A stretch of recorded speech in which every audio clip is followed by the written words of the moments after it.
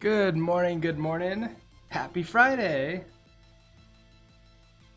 Switch to the main screen. Today is going to be something slightly different. I sort of mentioned it yesterday, but Fridays I'm going to experiment with as sort of exploration Fridays. So today we're going to take a look at the Bevy game engine, which is, I think, what I've gotten the most requests for to take a look at. So I am super happy to do that. In chat, Bear Doodah, good morning. Nobody else that I've missed. All right. So, Bevy game engine. It seems like it's similar in the idea of GGEZ, that is supposed to be really easy and simple to get started with. It also has the ability to do 3D stuff, which is really nice. GGEZ by default really focuses on 2D. Let's see. Looks like it has ECS built in. I think it's its own custom ECS. And hot reloading is potentially the most interesting part of this. So let's go ahead, and today we'll just go through the book. So obviously I'm not going to be going through everything. I'm not going to read this word for word like I have in previous books. It looks like what we need is just Bevy. We don't need anything else. So let's go ahead. I've already created a project here. I've updated my version of Rust, so I am now at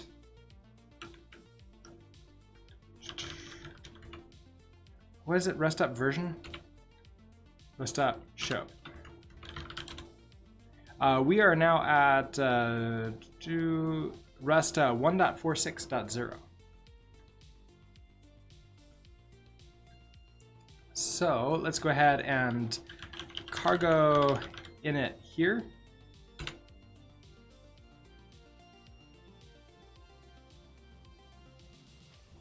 And inside of our toml file, we'll put, is it just Bevy? It is just Bevy.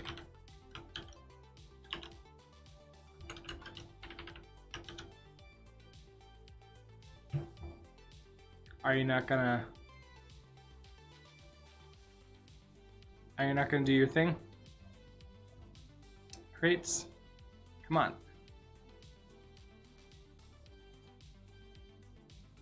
Okay, cool. Good talk. Let's go to Criteo and see what the you just use the command line tool and cargo. Oh wait, they have that now, don't they? Or is it something we have to install? Because I don't remember having something like that. Check cargo edit. We have to install. Cargo edit has add. So, because I don't think I have. Yeah, I don't have cargo edit, so we could do cargo install cargo edit.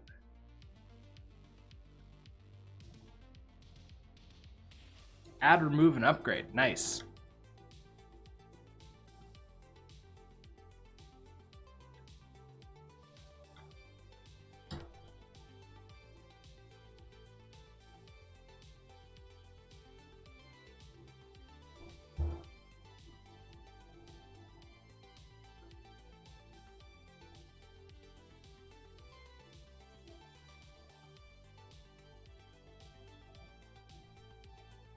Yeah, that sounds pretty nice. Sort of like then bringing along with npm or any of those other package library managers where you can just do like an npm install.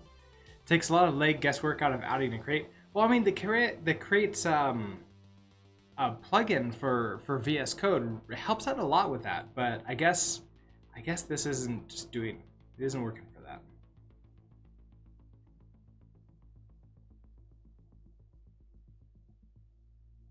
At least it doesn't always work today.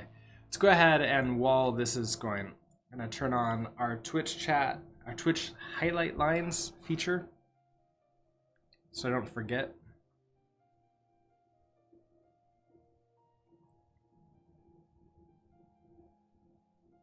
Yeah, it's really nice when it works because you can highlight it and you can choose specific versions too, just in case like the latest one isn't working for you. Are Rust crates globally installed per project or either both? I believe in what I've done here is globally install crates edit, like cargo edit. So that's a globally installed like sort of application that I can now run now. That would be similar to like an npm global install, but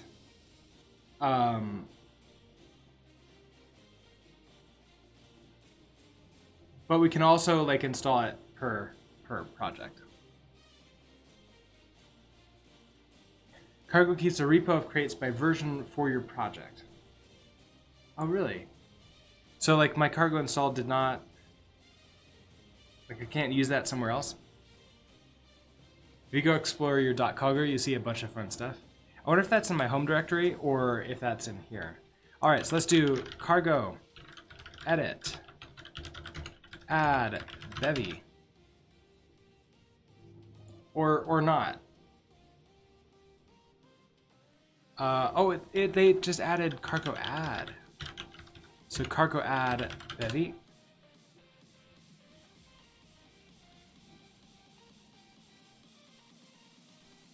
Okay. Cargo add bevy. Cool, that makes a lot of sense. Cargo add bevy. So if we take a look, that just added in bevy equals 0.1.3. It actually I found my line edit and sort of changed that. I can now. Oh, it updated cargo, so I can now just do cargo add. Ooh, nice. All right, so we've added that. Let's go back to our book here. We've added as a dependency. We can now move on to the next section. Install Rust, we've got that. Create a new project. Print line. Enable fast compiles, which is optional.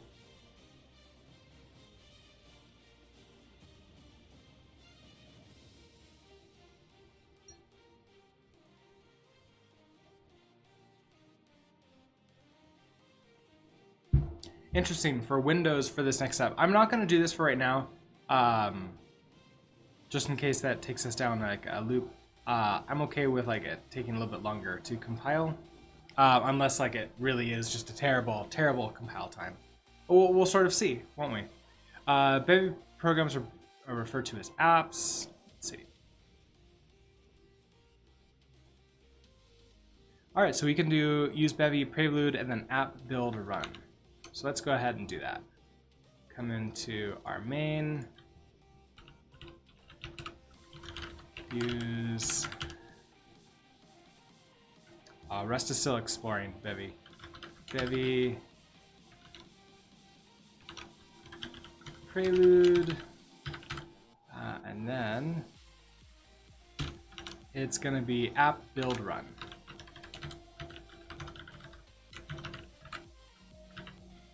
And then dot run? Yeah.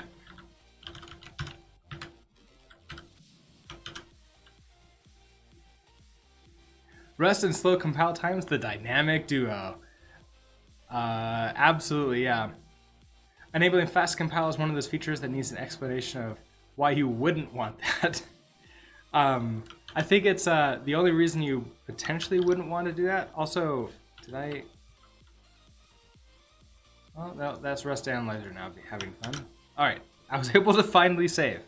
Let's go ahead and cargo run this.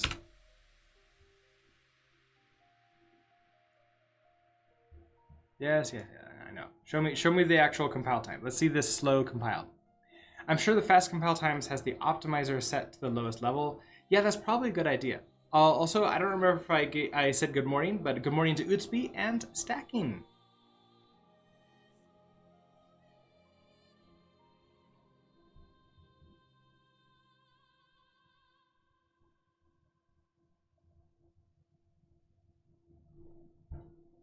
And with a lot of these, we won't have to recompile them again anyways, because they're already compiled. It's not like I'm going to be changing, hexaphere. So this one should be the slowest compile of them all. Especially since, Rust Analyzer and Cargo Check seems to still be doing their thing.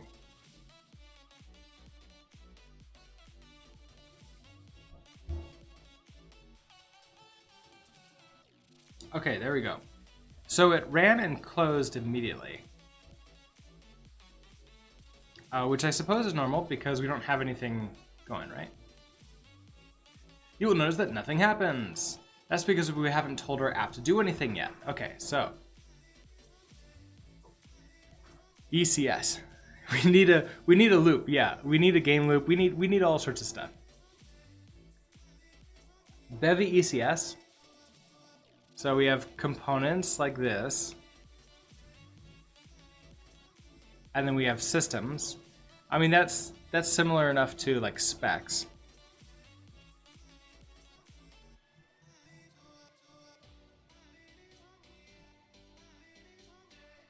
Entities are a single type, so like a scalar type. Okay, that's fine. Our first system, okay, so paste the following function to your main.rs file. So we're gonna have, put that over there, you over here for me. Okay, so we want a hello world function. So function hello world, like a type. Like my right keyboard is higher than on my left. That might be a problem. All right, so hello world. We don't take anything in. We don't return anything. We're just print lining hello world. This will be our first system. Okay, so this is essentially a system here. The only remaining step is to add it to our application. So in our app.build, we can also do a .add system. And then the system box dying system, well, hello world system. All right, and so we actually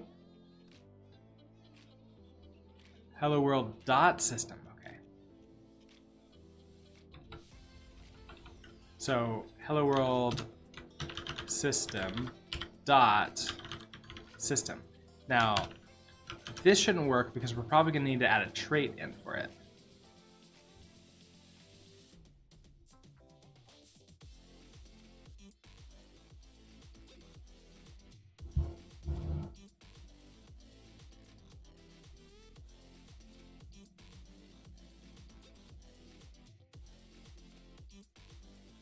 Now wait a second.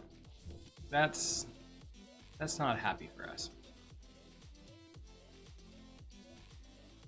Oh, so you need to be closed there. Oh, you are happy. Okay.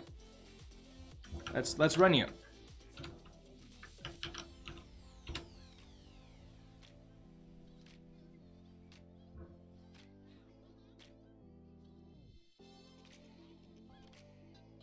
Bevy Fast leans on LLD, which is nice. Museum sold you on LLD drop in over LLD recently, especially for release build times. I knocked a full 2.5 seconds off of a 6-second build. It's also leaning on nightly, which is unstable optimizations.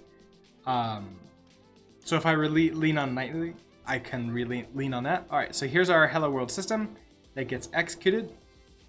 Nice, nice. Of course, we probably don't want it to like execute the system right then.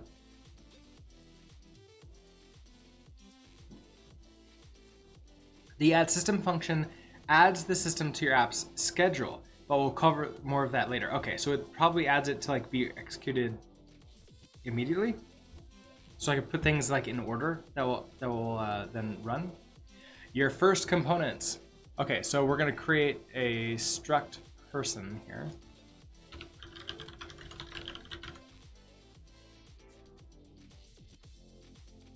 Interesting. So just nothing for that. What if we want our people to have a name? So then this is where we're gonna start with the ECS stuff. We're gonna have like all of the data broken out into different components that get added in to create a person. So we'll have a struct name, which takes in a string.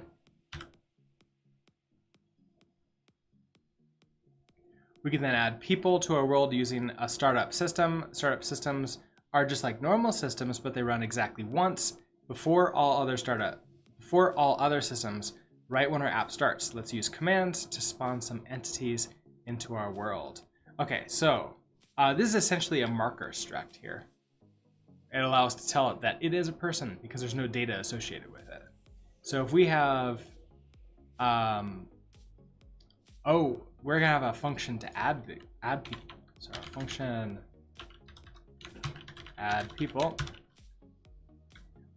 We're gonna take in a mute command, which is a type command. That's obviously coming from Bevy Prelude.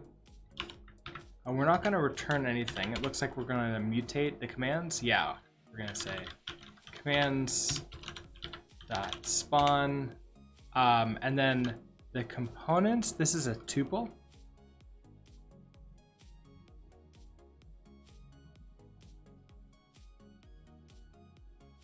I'm not used to seeing a question mark in there like that.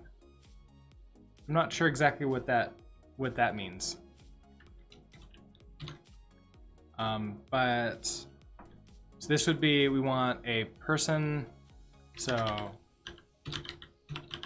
we're creating that struct in here. It doesn't take any data, so that's how we can create the struct. And then we're also taking a new name, and this name is going to be the string of this person. So we have like Elena Proctor. I'll just sure, why not? Elena Proctor, and then we could owned it to turn it into an actual string. And then we want to copy this twice more so we can give 2 more people. So that'll be Renzo Hume, and Zena Neves.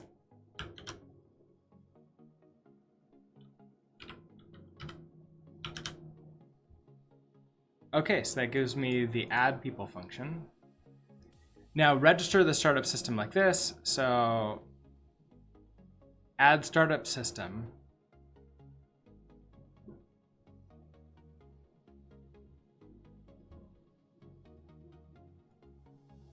And then add people dot system. Okay, which will then call this add people at the appropriate time.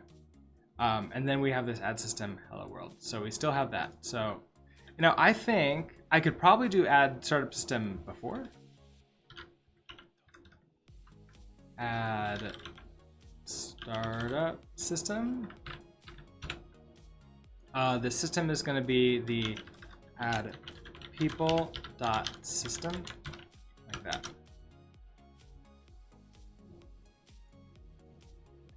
We could run this app now, and the add people system would run first, followed by hello world. But our new people don't have anything to do yet. Let's make a system that properly greets the new citizens of our world. So we have greet people. Okay, so that's just going to be another system. So function greets people. We're going to take in a person, which we don't really care about because there's no data with that. We're also going to take in a name, which is going to be a reference to the name here.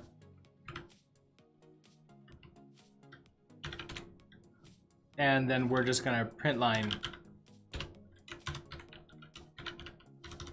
hello.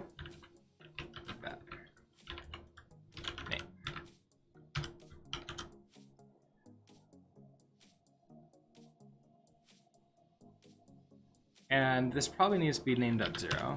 Yep. And then registered in our app. Okay. So then we're going to say add system greet people.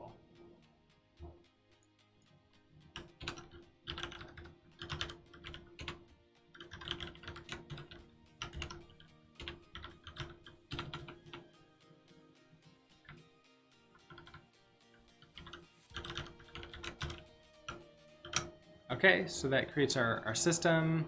It registers that. It's probably going to run them all through. The parameters we pass into a system function define what entities the system runs on. In this case, greet people will run on all entities with a person and a name component. Since the person is a marker, I could have a monster that has a name, but we're still only going to greet the people. So let's go ahead and run this.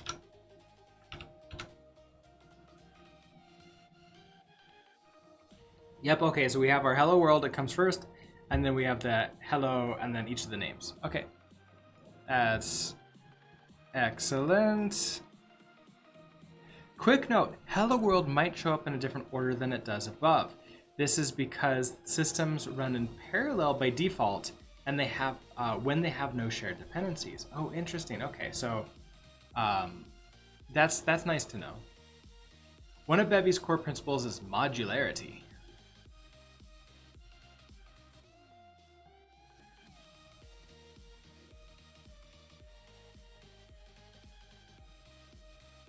Okay, so they have like a UI plugin, they have a render plugin, and obviously, and they say you can just like plug and play whichever ones you want.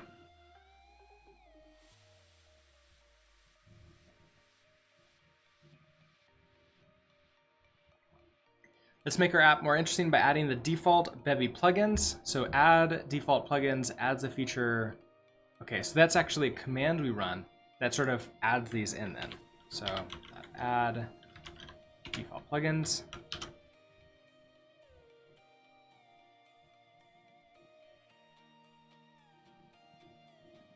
Ooh, so we can just call run and we're gonna get a window pop up. There we go, look at that. Also, it gives us a game loop right away. That's pretty cool. We have the ability to resize immediately. That's nice as well. You should notice two things. A window should pop up. This is because we now have the window plugin. Let's see. Your console is now full of hello messages because it's not on a loop mode. Dark mode default window. That's also true. Note that add default plugins is equivalent to the following. Okay, yeah, so adding these 3 plugins, the core plugin, the input plugin, and the window plugin. More plugins omitted for brevity. Okay, so more than just that. Creating your first plugin. For better organization, let's move all of our hello logic to a plugin. To create a plugin, we just need to implement the plugin interface, add the following code. Interface, you mean the trait? Yeah, I see in the bottom down there it says that that takes me to a trait documentation. So pubstruct hello plugin implement plugin for, okay, so let's go ahead and do this. So it's gonna be in here. Does this need to be public? Let's try it not and see what happens. Hello plugin, which has nothing, but it's just gonna have methods that run on it. So implement plugin for hello plugin. We're gonna have a build that takes in a reference to self and an app, which is an app builder. Okay. Then add things to your app here. Cool. Wait, what? Okay, yes. Let's like actually implement the thing here. So app.add startup system. Okay, we're gonna add the startup system, add people.system. add hello world system, and add the greet people system. So that's all three of these get taken from here and put into here.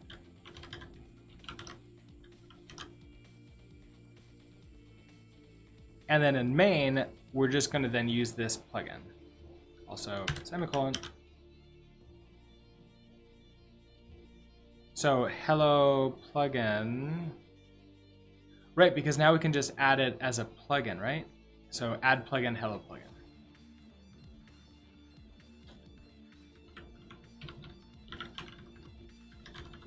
So add plugin, hello plugin.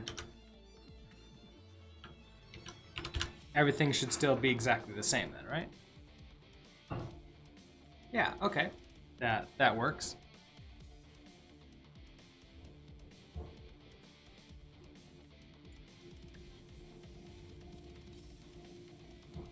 Entities and components are great for representing complex queryable groups of data. All right, so tracking time with resources. Let's solve our app's hello spam problem by only printing hello once every 2 seconds. We'll do this by using the time resource, which is automatically added to our app via add default plugins. Okay, nice. For simplicity, remove the hello world system from our app. That way we only need to adapt the greet people system. Okay, so fine.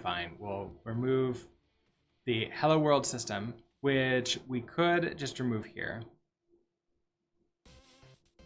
Hello world system, just comment you out. We still like have it, but at least I just go like that. So we're gonna have a greet people system here.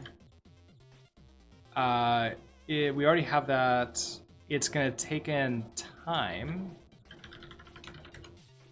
which is a res of time. I'm assuming that this is a result. Oh, it's a resource. Okay, it's a resource query of time. We have person that we don't care about, and name. And then print line that. Okay. Res and res mute pointers provide read and write access to resources. Okay, that makes sense. The delta seconds field on time gives us the time that has passed since the last update. But in order to run our system once every 2 seconds, we must track the amount of time that has passed over a series of updates. To make this easier, Bevy provides a timer type.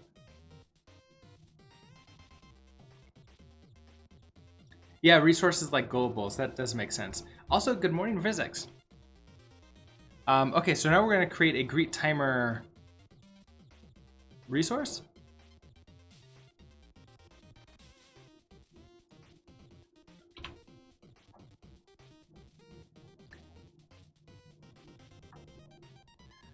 Bear Duda, your Wi-Fi is being really slow.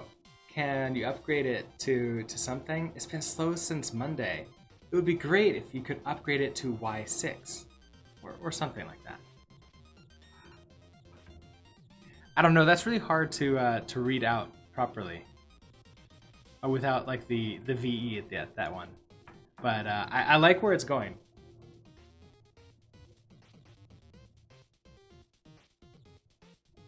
All right. Struct greet timer. We're going to store a timer inside of here. Then we're going to have a function greet people.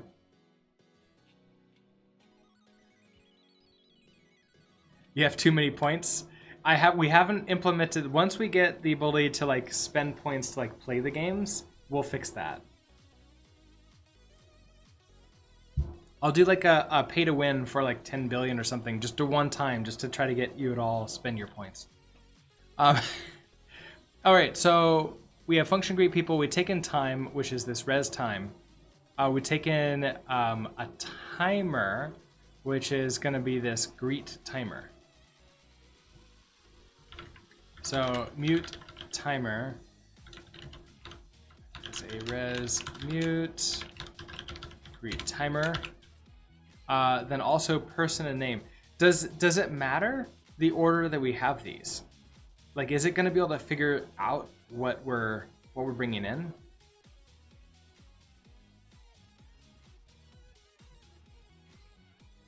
Let's see.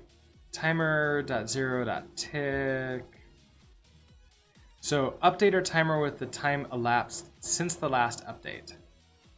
Okay. So timer.0. So upgrading that. Dot tick. So upgrading whatever the timer is there. So updating the tick. And then time.delta seconds. Check to see if the timer has finished. If it has, print our message. Okay, I don't think we started a timer, right? So if timer.0.finished, then we just do our print line in here. Now all that's left is adding a greet timer resource to our hello plugin. Here we go. Okay, timer from seconds too. So that's really the key. Do I have a plan for Bevy? Not right now. It's Exploration Friday, so I'm just taking a look through it. If we decide that we want to do more things or like actually make a game in Bevy, that would be something that we can definitely look into. So far, it's looking great. There's some things that like are vastly different from what I'm used to, but that doesn't really mean anything. This stuff reminds me a lot of Angular's sort of magic dependency injection, where they read through what's coming in and then inject because of that. So I'm curious like how they know. Is it because I do a dot system? The dot system gives them what? Like I haven't played with dot system. I should like take a look into what that is. Let's see. What were we doing here? Add resource. So apt add resource. Oh, okay. So we're gonna implement plugin for hello plugin. So here's this one. We have our build method, app.add resource, and then our greet timer. So let's go ahead and do that here. So add resource. That's going to be our greet timer. We're going to put into it a timer from seconds 2.0. And then, repeating. True. So every 2 seconds. Otherwise, it'll be a false after the first one. Oh, that's nice. And then we have the rest of these here. Add people and then greet people. So we could run this, and now it should be every 2 seconds, it prints all those out.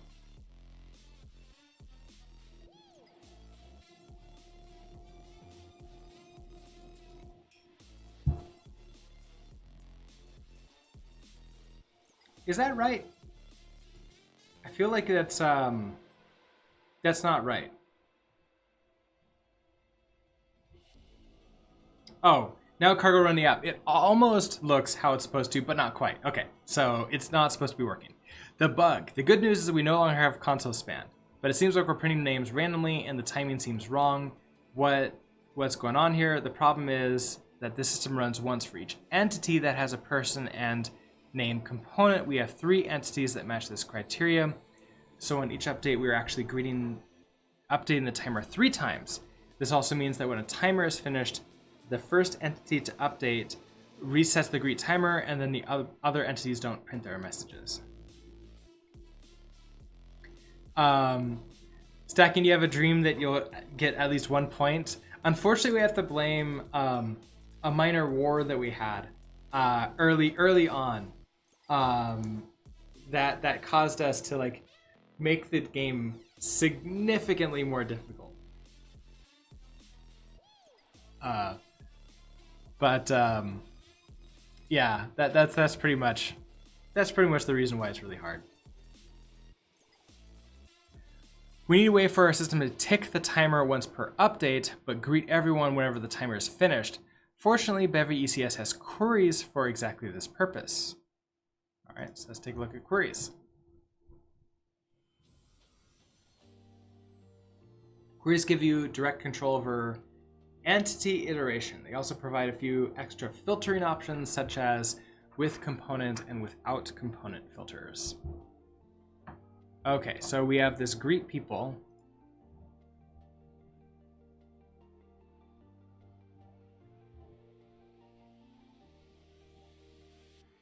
So we're taking in time, which is res time. Let's go ahead and do this also. Timer, person. No? Okay, cool. You'll stay there. Okay, so greet timer, we have time, which is a res of time, result of. It's not a result, it's a resource of time. A mute timer, which is a mutable resource of greet timer, and the person and the name. So timer, the solution is to use a query system instead. So in greet people, we have time, resource of time, mute timer, mute query, and then we get the person and name out of there. Okay, so we change this to now be a query. So query is query, and then we give it a type. The type is going to be a tuple that gives us a reference to the people and a reference to the name. So that means that in our query, we're probably going to get access to just a tuple of these. We can, do we have to join them together or something? No, we just turn to an iterator and we can iterate through it.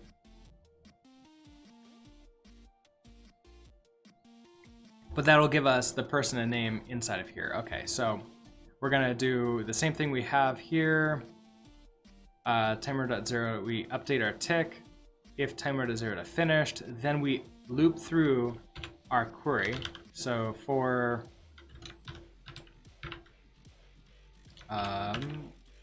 this can be person name in mutable reference to query.iter.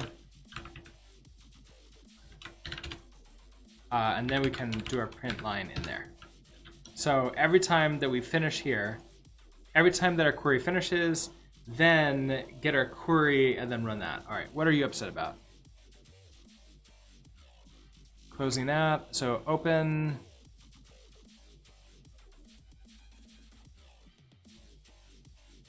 Open closed. You don't need to be closed. All right, let's try running this. That should work a lot better.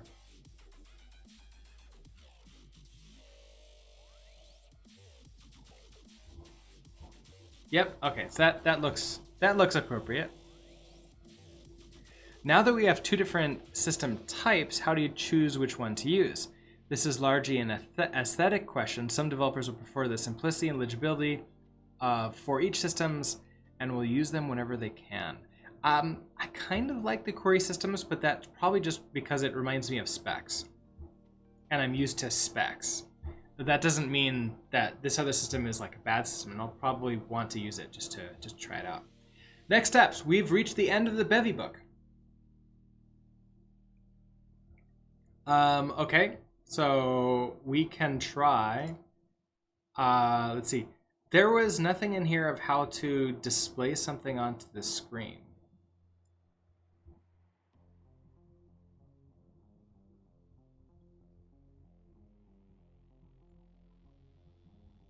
In the documentation here, what do we've got?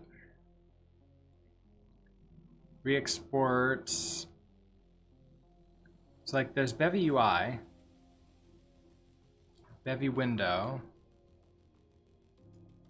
In Bevy UI, okay, so we have like a camera, stage.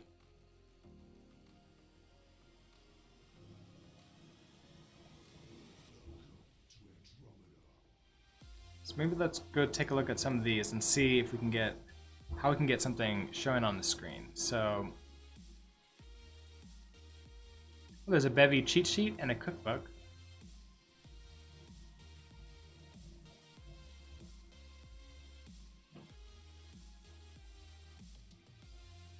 Wait, what? Oh, they have a README that then just points you towards the cheat sheet. Okay, components, resources, initialization,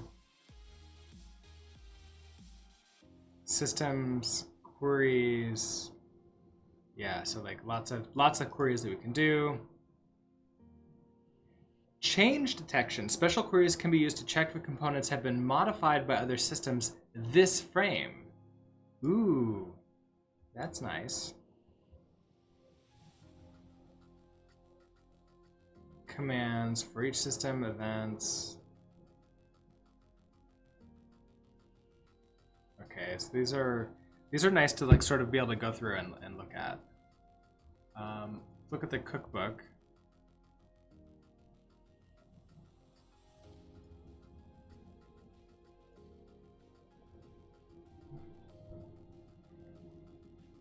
Okay, so input, handling, grabbing the mouse.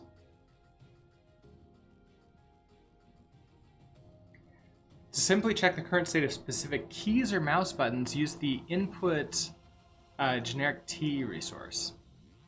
So, okay, so I have a my system keys resource input key code. Oh, nice. So they'll just like, they'll be passed in. Essentially every frame, I'm guessing. And then buttons for mouse buttons, okay?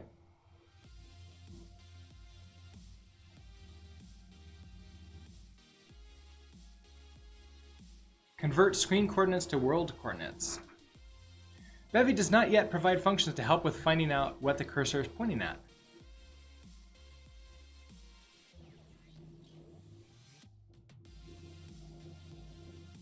I mean, that's nice. I don't need that right this second. I'll probably have to come back and look at that later. Grabbing the mouse. Show how to grab the mouse for first-person games and such. Custom camera projection. Right, because they have 3D stuff, so you need to be able to deal with that. Pan plus orbit camera, so... Let's see. This is probably assuming that you already have things drawing out to the screen.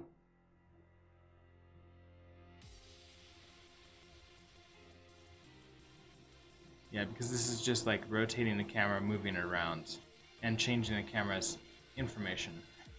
So if we want to take a look at...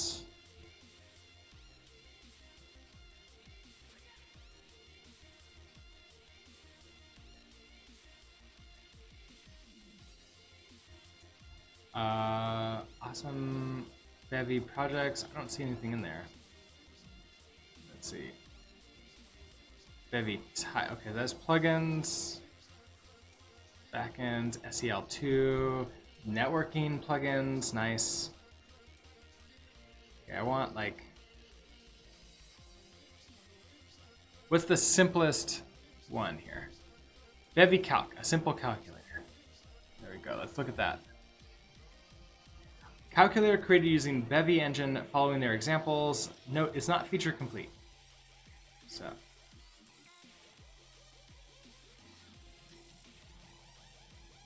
Alright, so we have main. Alright, so we add resource, window descriptor. Okay, so that allows us to like change the title and like what the width and height is. Ooh, vsync true or false. Resizable, okay, so this case, resizable false. And then everything else default. Add the default plugins. Buttons. The the calculator itself, the calcui.system, and okay, then display system.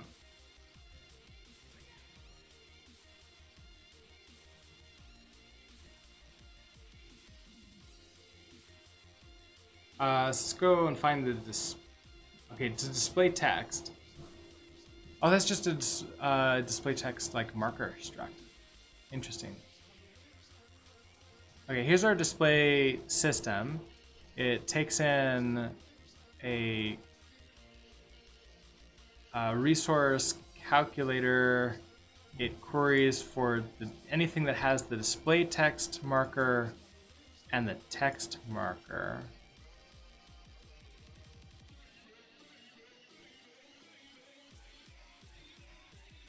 We then query through that. Display text gives us index, and then obviously the text itself. Text.value equals calc.display. Oh, interesting. Okay, so that's not actually doing display. That's just going to run the display method on each of these. Setup calcui. Okay, we can do like the initial setup here, maybe. Okay, so we take into commands. And okay, an asset server. So that looks like a component that we can get so that's a resource component. Materials. Okay, so assets, color material, and button. UI camera components, default.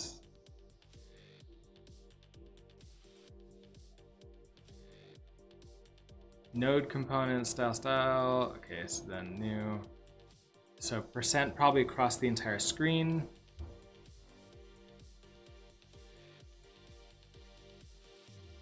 We have materials. That's coming from here.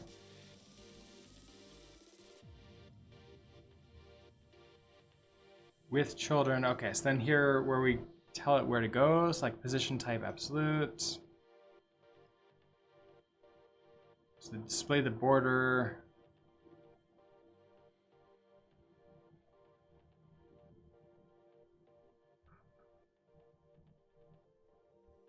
And so this is comparant with children. Okay, so we have some components that are attached to other components, and so this is then going through the children, and for each of them, we're then running through all these.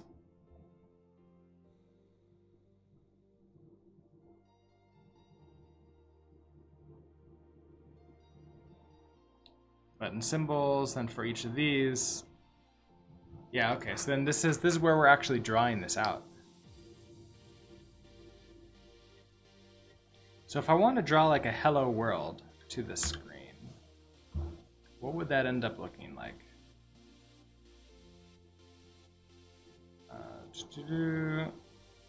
So we have our button system here. Display text, that's just a marker. I don't need the button press. Raven Legend, good morning. Also with the 100 cheer. Thank you, thank you, thank you. I hope that you're having a good morning today. Or afternoon, evening, night, whatever it is, wherever you are.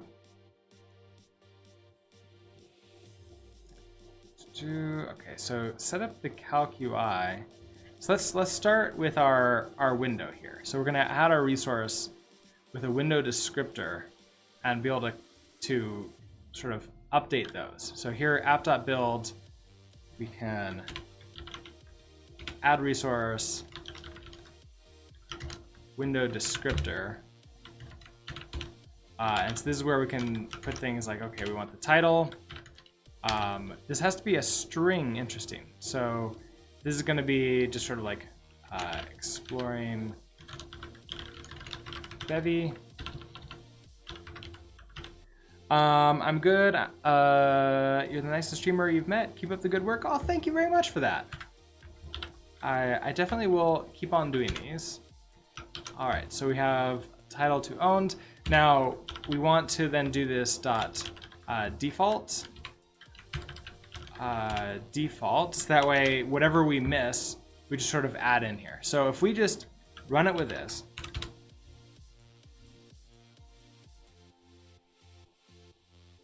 there you go. Exploring Bevy sort of in the title here, but we can do all these other things. If I add in, like, change the width and the height. Actually, I'm really curious. If I run this, just put you right here. If I run this, and let's say we remove our hello plugin, so it stops. It stops doing those updates,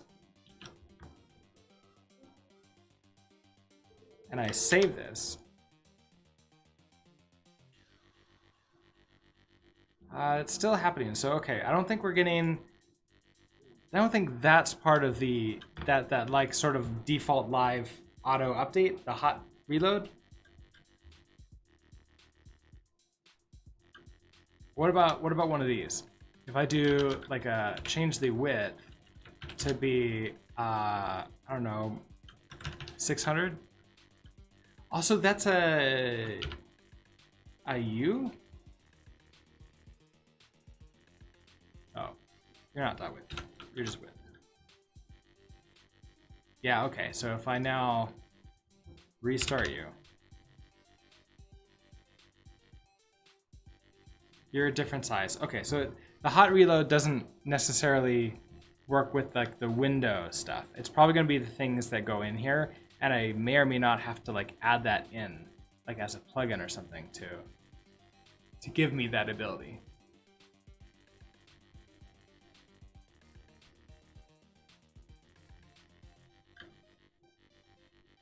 So I want either a display system or like so there's this add startup system, setup calc UI system.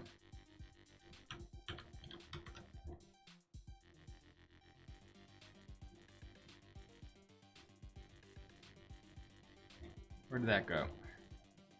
There it is. All right, so we have commands. It looks like the hot reload is pretty much just for assets. That does make sense. It'd be nice if they figure out a way to do all of them, but also I could totally see why they wouldn't be able to, because, you know, Rust. So scene files, textures, and such. Yeah, that doesn't make sense. Basically, it's just saying, scrap everything you got, go download them, go load them from disk, essentially. Okay, so we have our commands, an asset server. Now this asset server rematches.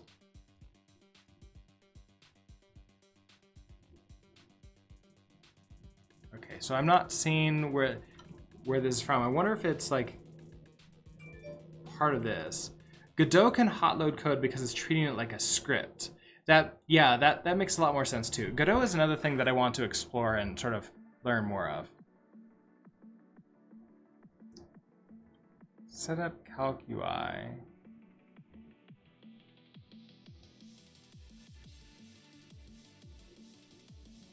There's a lot here with like the children too. And what are you doing to actually draw something onto the screen? So we have like materials dot add, and the material is coming from this resmute assets. Is that just something I have access to right now? So like if let's say I create like a UI system. So function UI, like UI. So we'd have commands is commands, takes ownership of commands too. That's interesting. I wonder if it's like doing that or if it's cloning it. We have the asset server. Okay, so if I just do this, we have res asset server materials is off of like assets color materials, and then button materials is button materials. If I just do this though, okay, so you're not unhappy, which means you're from Bevy asset server. Load assets from the file system on background threads. Okay, so I don't necessarily need that. There's materials and color material. Let's try that.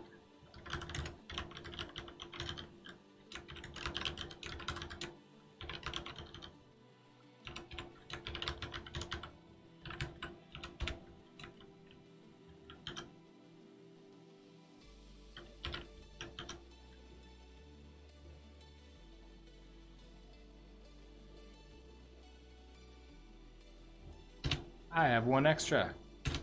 Okay. And then you expected one of mute materials, res mute, assets. Oh, you do need one more of these. Okay. Color material. Okay, so you're fine. And that's because color material comes from Bevy Sprite color material. Interesting. And assets comes from that assets. Now, if I want to use these to actually like draw to the screen, do I have to create a camera to draw to the screen? Like, I guess that's the question. Does the Bevy engine have any, look in here.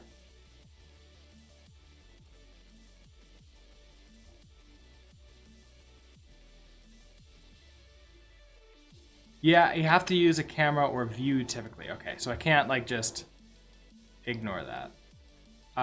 So we have examples. 2D game inset UI.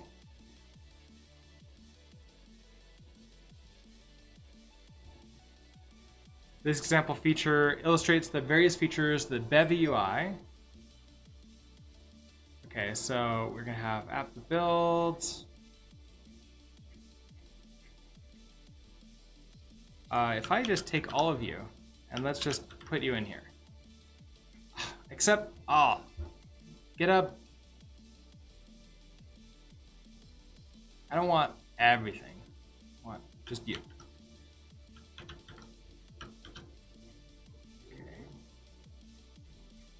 Okay. You claim no errors, but you probably haven't had time to look through all this. So if I run you,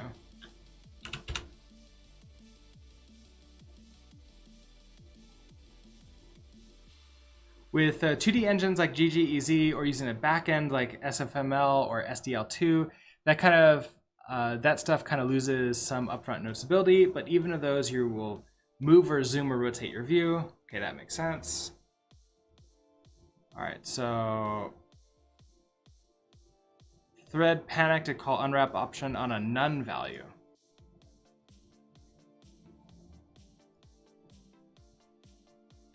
I'm sure that it's looking for something that it doesn't have.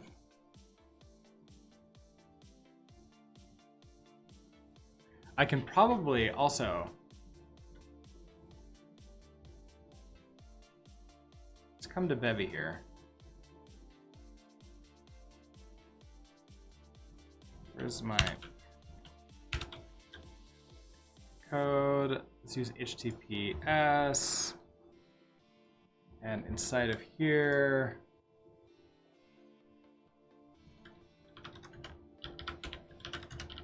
let's go out of code and cd into, it's actually bringing this over here so you can see.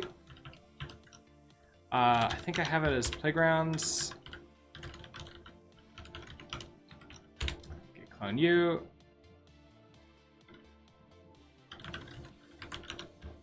Okay, so what I think that I can do is I can do cargo run -- example, and then I want, what is it called?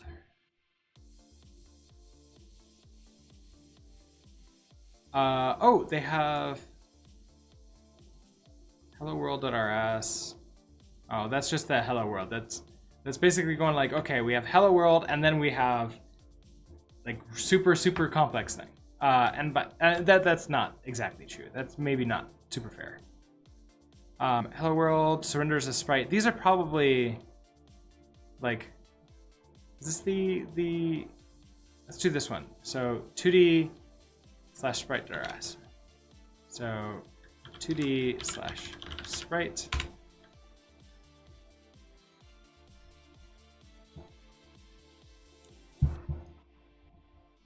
Did I mean sprite?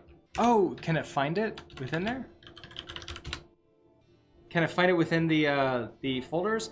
I'm not used to be able to use folders inside of the examples file. So I guess it does, it ignores those. Or they set something up inside of the cargo toml to like let them know where those examples are.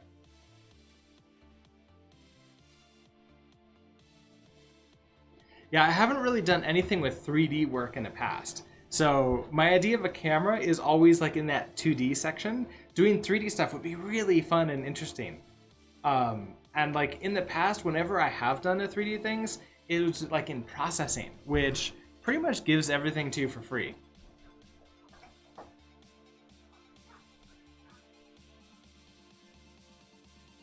Just like, give me a cube. Okay, I got a cube.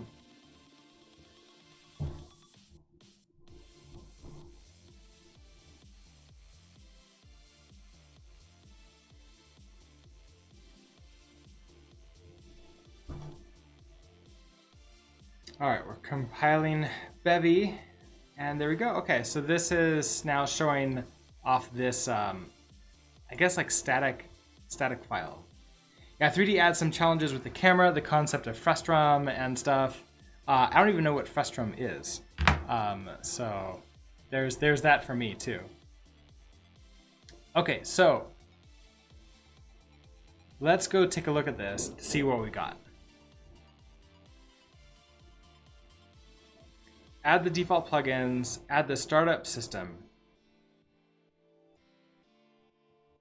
which is just our setup.system. So here's our function setup, takes in the commands, takes in asset server resources, and we learned before that asset server comes from Bevy. Takes in resources that's also coming from Bevy. Let texture handle equals asset server.load. Assets branding icon.png, unwrap that. That's why it failed, because it was trying to find like an icon and it couldn't find it. Command spawn a camera 2D components, spawn sprite components, materials add, texture handle, convert that into whatever it needs to be, and then the rest of it. And then that just puts it out there. Okay. I mean, that doesn't seem too terribly bad. Let's go grab a random sprite. Oh, it's already on assets. Let's go grab a PNG. We can do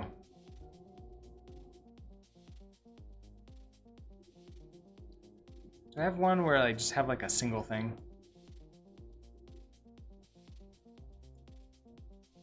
No, that's still like 3.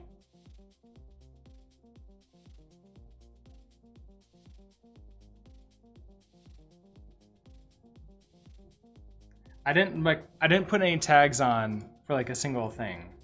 Here we go. Here's a gem, a black and white gem. So I can mark this as used, and we're gonna download it.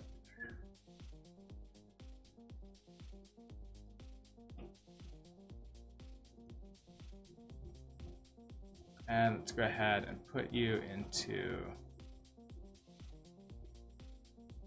builds, exploring Bevy. Probably just right here. Sure.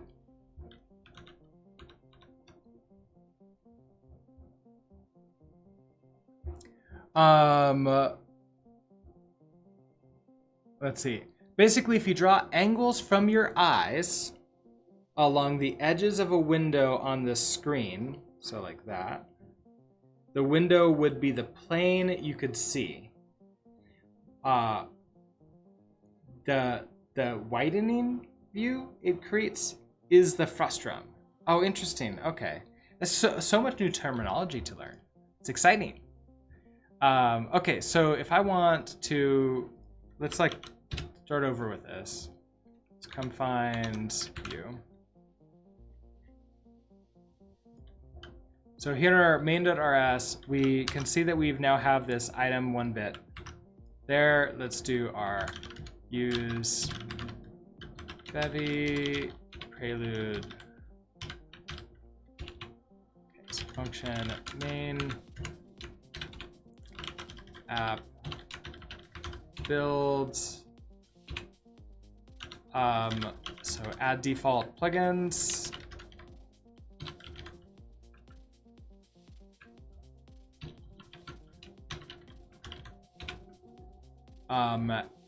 And then we have our run. Now we need to be able to add our startup system, so we'll create that function. So setup. In here, we're going to take our commands. We do need to mutate this because we're adding to it. So mute commands is commands. Apparently, we take ownership of it when we use this. Interesting. Either that or the commands is like an arc or something, and so like cloning it is free. Or yeah, I guess it would be free. Asset server. So yeah, we need to pull in the asset server. Res asset server. And res, I really want to, like, in my mind, see that as resource asset server.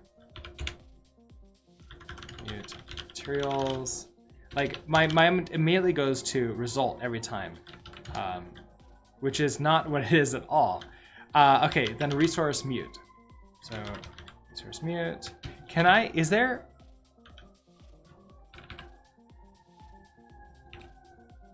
Yeah, okay, so it's not, they don't have like the ability for me to like do both. So resource mute, assets, color material.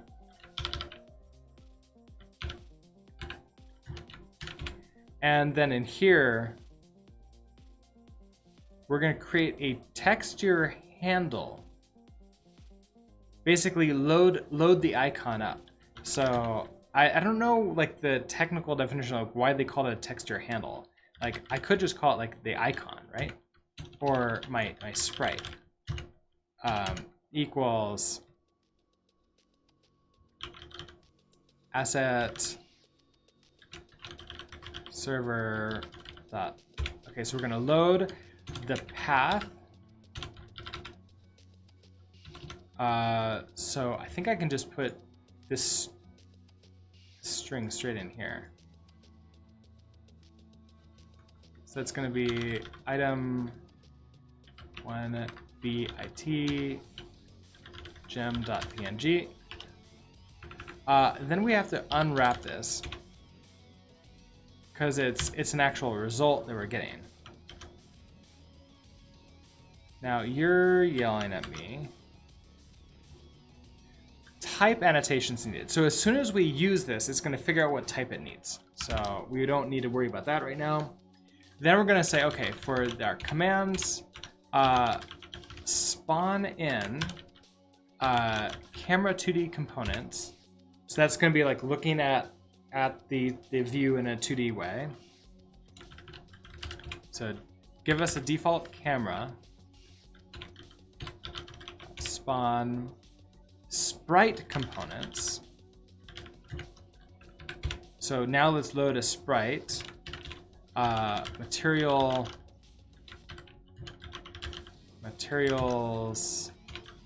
dot add.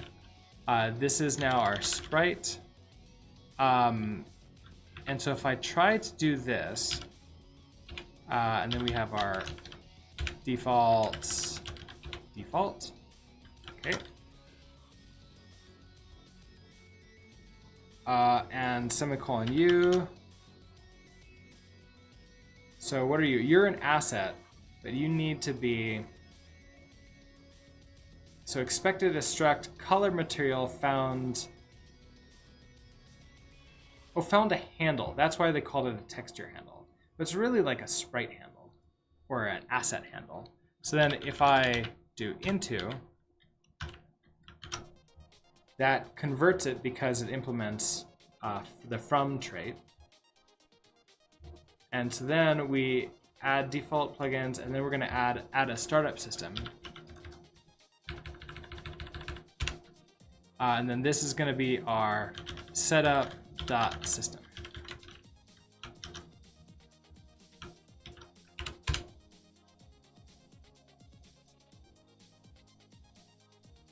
Okay, that's really tiny there, but it's loading, so I see it. It's good. If I want to make that larger and sort of like zoom in on it, is there anything that we can do here? It's like I have the sprite.into. Is it off of the sprite? Or is it in the camera?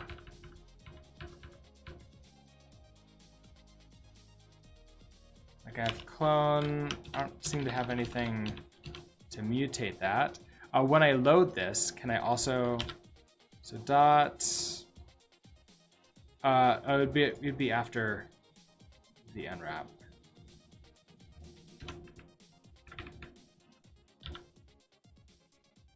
So not that. As handle is interesting.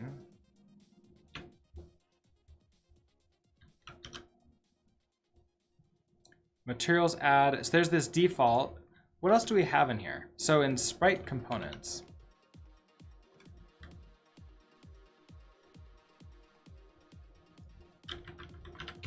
Let's go find Bevy's documentation. And I want to see a sprite component. Yeah, so when you push a texture to the GPU, you get a handle back, basically a pointer to it in GPU memory. Oh, okay, that makes more sense. So you can copy and paste those around at very little cost. Oh, that's really nice. All right, so here we have this like a sprite components. We have a sprite, we have a mesh, a material, a main pass, draw, render pipelines, transform. Scale, here's a scale. Okay, so we can take a scale, which is type scale, which is in the prelude.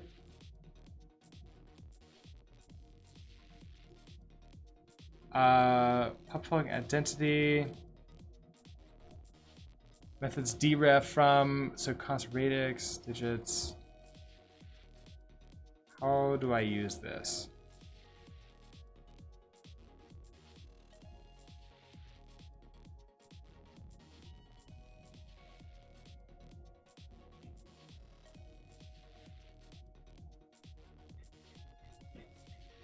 It's like that total compare is not available. So we have this identity.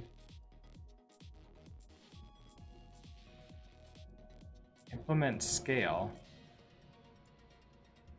So I could do a scale that takes a scale. I guess identity.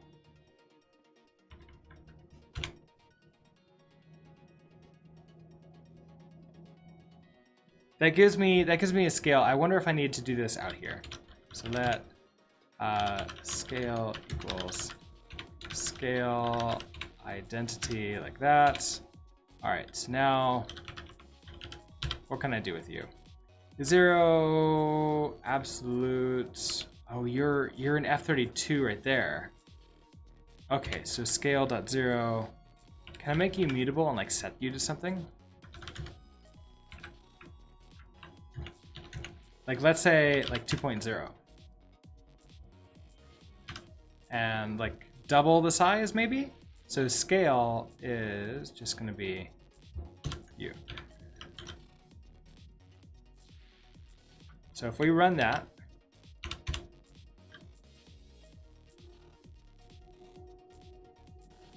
hey, look at that. It's twice as big. You keep missing by such a small margin. You're off your game today. Or it's just the whatever lag that I have is like throwing you off. So we were talking about the hot reloading might be from the assets. Let's see if I change a scale like this. So if I go to 4, which would be 4 times larger, and I hit return. No, that doesn't change it. So that's too bad. But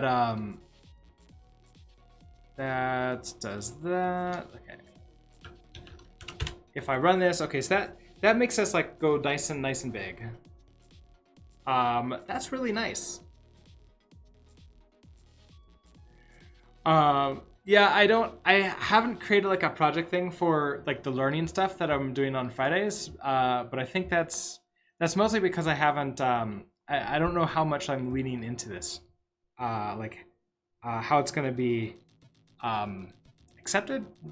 Like how much you are all gonna like it. But so far I'm thinking I'm gonna keep it. So identity scale.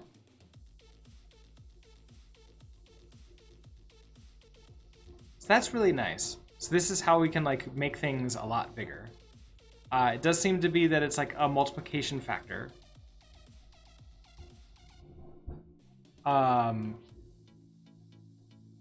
Now that scale all around, is there a scale.1? I don't think so.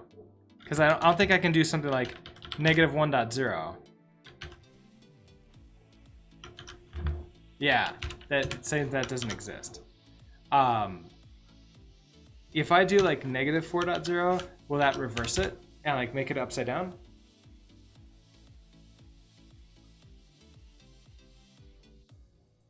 I think so. It's like a full flip. Nice.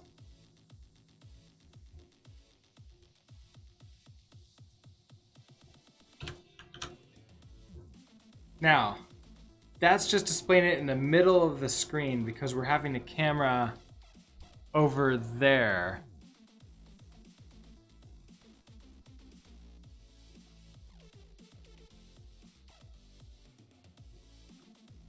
It's like spawn the camera 2D components. Right, so like this is the setup system. If I want like a basic UI,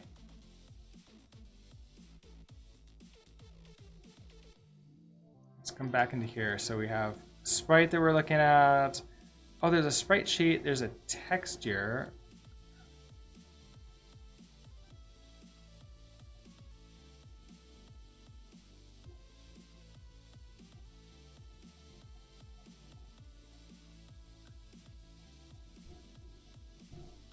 Okay, this is a much simpler example here. So let's come back in and try one of these. So cargo run example. What is this? This is just text.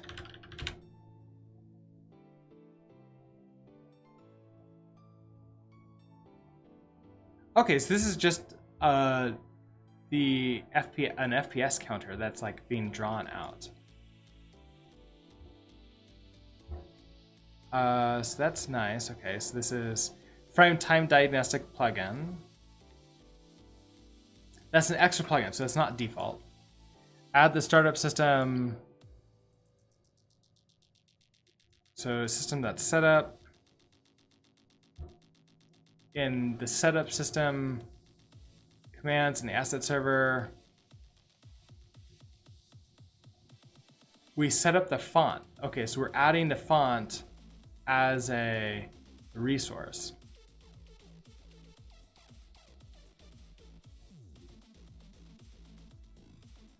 I wonder if I don't do this, will it use like a system font? Like is there a default font that I can use, or do I have to give it a font?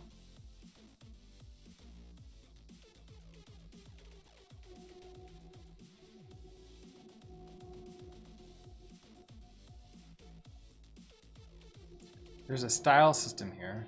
So align self, flex end. It's like flex? Generally speaking, you have to have the file available to load. Right, but I guess like the question is there like a default font that they could use? So like for example on GGEZ, I can just say, give me a default system font. Don't care about like that it's any font that I have. And I'm wondering if like they have that or if I have to have a font. Then we have this text. Usually if you have a font picker in an editor, it has special knowledge of where to look for them and subs in the location. Right, I don't know. Like I wonder if I don't need to give it a font at all. So there's this font handle. Font is this. So if I give it like a default of everything. So let's come back to here. So in our setup, we're going to add this in. I'm going to skip the font handle. We're going to do the commands. So we're responding in. So this is a UI camera components as opposed to just camera 2D components. Interesting. Okay. I wonder if I need to use one or the other. Spawn text components. These are sprite components. We can now spawn text components.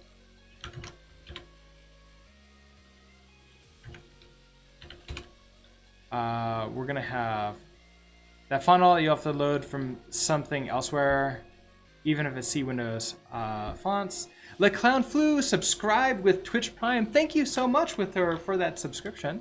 Thank you, thank you, thank you. And welcome to sort of like the builders. I don't know. I'm in the middle of like figuring out what a rebrand I would potentially want to do for like, you know, maybe not like Brooks Builds, but something else.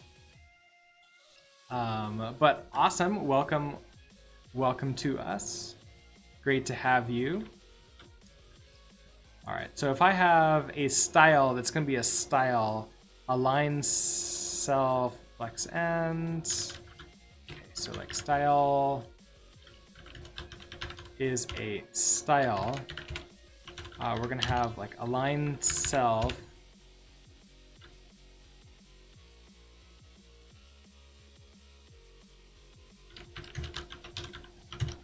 Align self, flex end, and then we'll just do the entire default. And then we'll have our text, which is type text. The value is going to be, okay, just whatever we want to put into here. So let's put in just this is like hello world.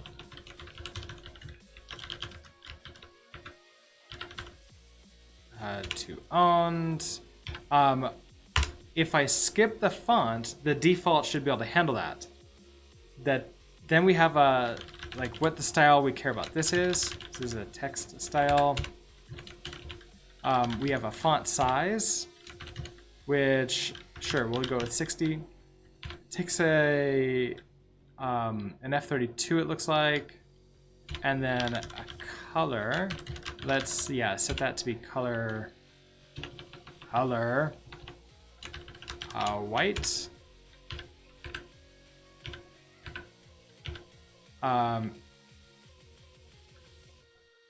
So there is that font. Let's put in here. We have default semicolon U. Yeah, so text your implement missing font.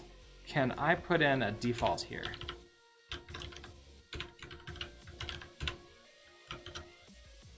I can, okay.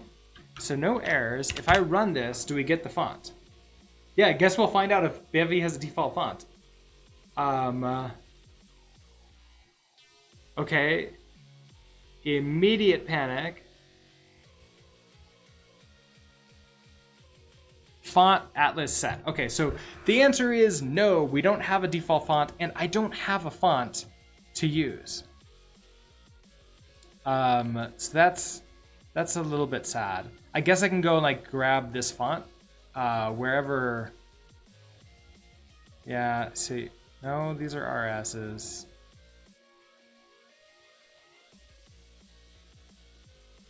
Asset. No.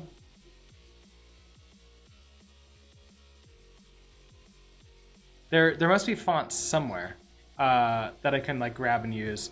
Grab one from Windows. I don't know where they're stored. Like, do you know where they're stored? Grab Fear Code. Let's go ahead. Grab this.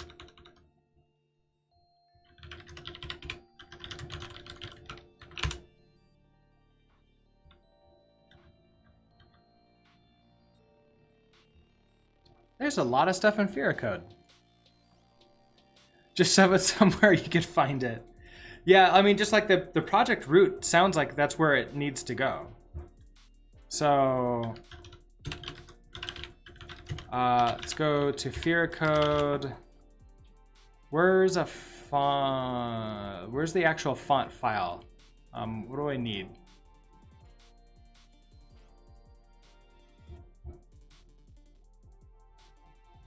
What were we looking at? UI, text.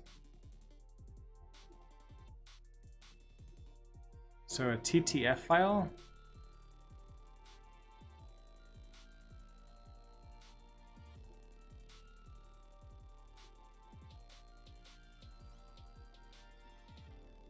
Fear Code regular in the TTF folder. Did I miss TTF folder?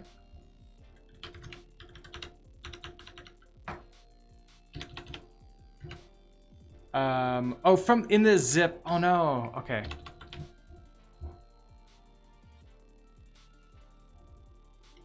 I need to unzip it.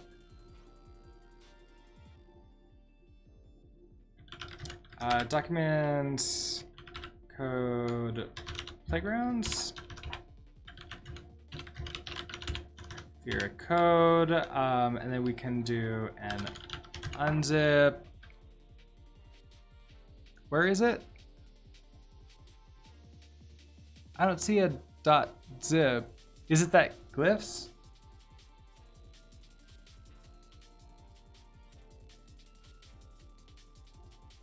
I don't see a zip file.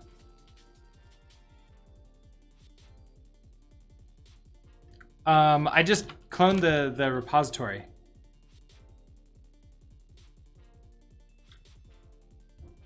Oh, okay. That's what I need.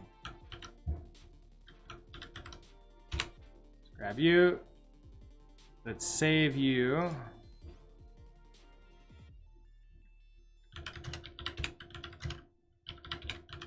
Okay, so CD, Wix builds, exploring Bevy.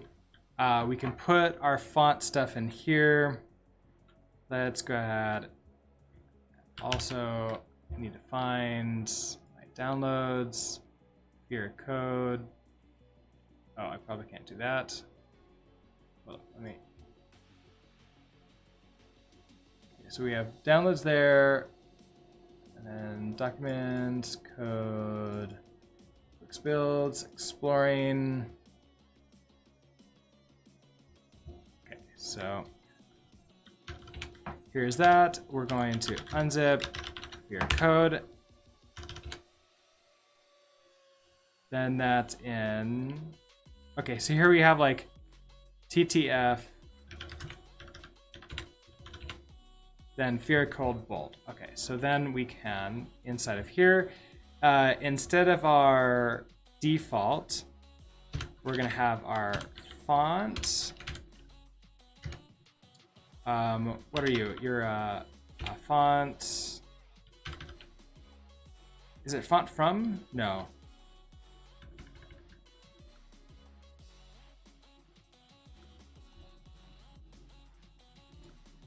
Font is the font handle.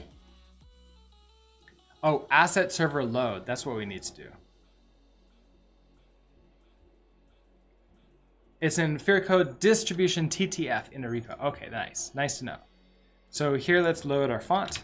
So let font handle equals our asset server load.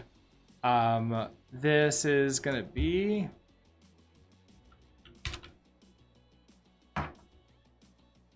we just have TTF slash Fira code regular .ttf to owned and then .unwrap.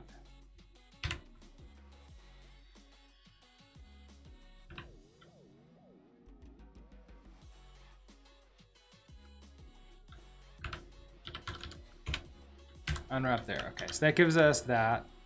And then we're gonna have font, and you're this font handle. Okay, now let's see if this works.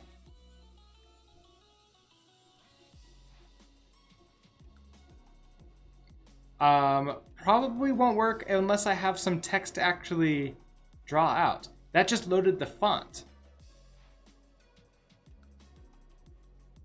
So that loads the font for me.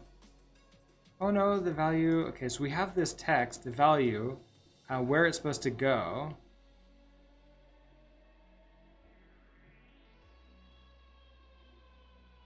Default, we're running setup because we see the other thing. It didn't crash, so it found the font.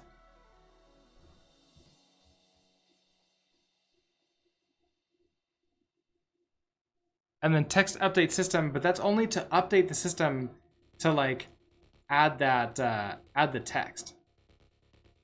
I should be able to see this text showing immediately. And I don't here. I don't know about a good position. So I'm trying to do the same thing that we have right here. So you have like font, handle, Fear code regular, here it is. We have our text, which is text type hello world to own. So I want to display that. Font size 60.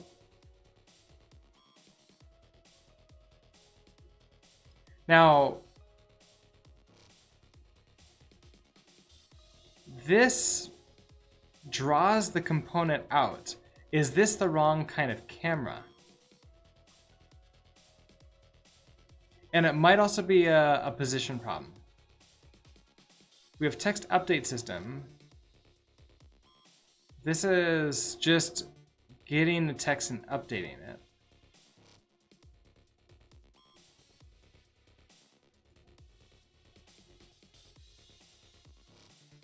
They don't have like a text method. Okay, so value, font, style. What else do we have in here? Is there like a location?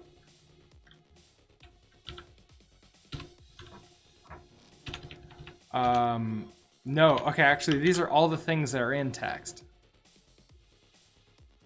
So spawn, is there here like a dot local transform?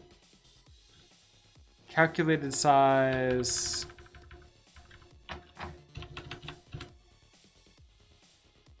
I would assume that, let's see. The example's drawing to a UI camera. Yeah, let's try a different type of camera here.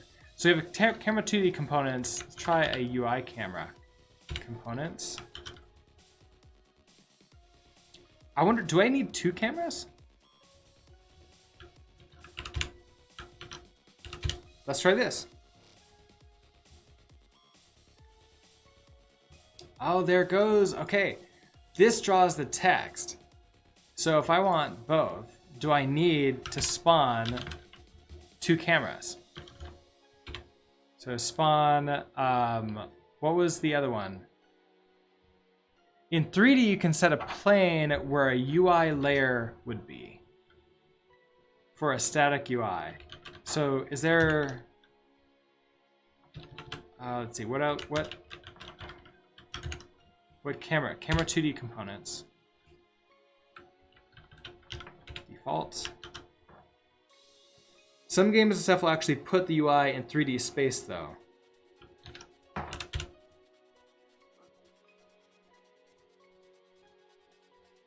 So then that's how we can get both of them. I need 2 cameras. I need the UI camera, and I need the sort of like the camera for the sprite. That's where you get the cool floating bits that twist and move with the camera. Yeah, that makes a lot of sense. So this is like a quick first look. In like what, an hour and a half or so, we're able to get like a hello world on a screen. We're able to get a component like this on a screen. We don't necessarily know yet how to change the location of these, but I think it's a good sort of method, sort of like a good introduction. And I can see us trying out Bevy for real in our next project that requires some kind of like text interaction. So I'm gonna try this again, but maybe not like as a Friday thing, but more of like a real one. So once we're done with our current game, we can maybe try Bevy as like the next game thing that we make. So I think that's where I'm going with that right now.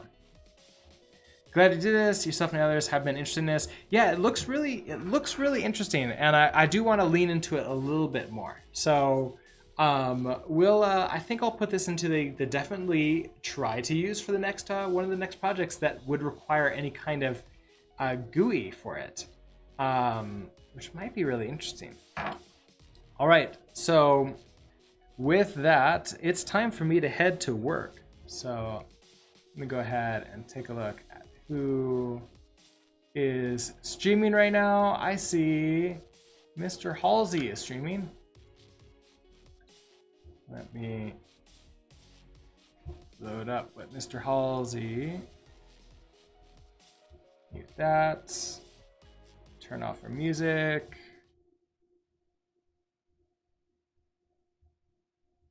And Mr. Halsey is, I can't remember. Oh, he's in Godot right now. But people keep doing but it's immature. I mean, there's so many immature things in the Rust ecosystem. It's kind of hard to avoid it right now. So this will be, we're gonna set up a raid on Mr. Halsey. Gonna go ahead and switch to the ending screen and set that raid up to Mr. Halsey. All right. Okay, everybody. Thank you so much for stopping by. It is Friday, which means there's no stream tomorrow morning. We'll be having a tutorial Sunday, though. I'll be going into like introduction to Rust. We built a project. We'll be figuring out what are each of like the little mini tutorial projects are going to be, and we're going to start building those and actually creating those tutorial videos. So that's going to be super exciting. And then Monday through Thursday is sort of like the project days that I work on in the morning, and that I'm making a game that allows us to build what is it, like a game that uses Twitch chat against me, and so I have to avoid all the stuffs. So anyways, with that, hope that you have a great